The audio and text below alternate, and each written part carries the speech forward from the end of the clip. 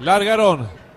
Sale a enseñar el camino al participante número 5, Merlín. Le toma medio cuerpo de ventaja. Número 3, Tucano. Tercero se desempeña el número 2. Oro Negro, cuarto viene sonando el 1. Ringo Gulch, contra los primeros metros de la prueba, el número 3, Tucano. Pero a tirar 2 cuerpos de ventaja ahora sobre el número 12, Mr. Melon. Tercero se desempeña el número 10.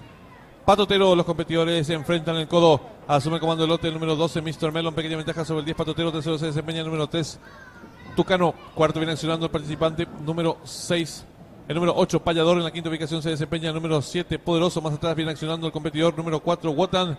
En la séptima ubicación lo hace el 12, la marcha el 5, Merlín. Los competidores de la novena y última carrera están en la recta final. El número 12, Mr. Melon, intenta la disparada. Corre con cuerpo de ventaja sobre el número 3, Tucano. Tercero se desempeña el participante número 4, Wotan. Descuenta ya los últimos 300 metros finales el número 12, Mr. Melon. Pero es tirar 2 cuerpos de ventaja ahora sobre el participante número 6, Fulminante. Gana terreno al fondo el participante número 4, Wotan. Descuenta ya los últimos 200 metros finales. Va a haber lucha en la delantera el número 12, Mr. Melon. Pequeña ventaja ahora sobre el número 4, Wotan. Entre ambos se desempeña el número 6, Fulminante. Descuenta ya los últimos 100 metros finales. Hay lucha en la delantera. Por dentro el número 4, Wotan. Abierto el número 12, Mr. Melon. Pocos metros para el disco número 4, Wotan. Con Pablo Gustavo Falero. Cuerpo de ventaja sobre el número 6, Fulminante y Mr. Melon, que definen por la segunda ubicación y cruzaban el disco.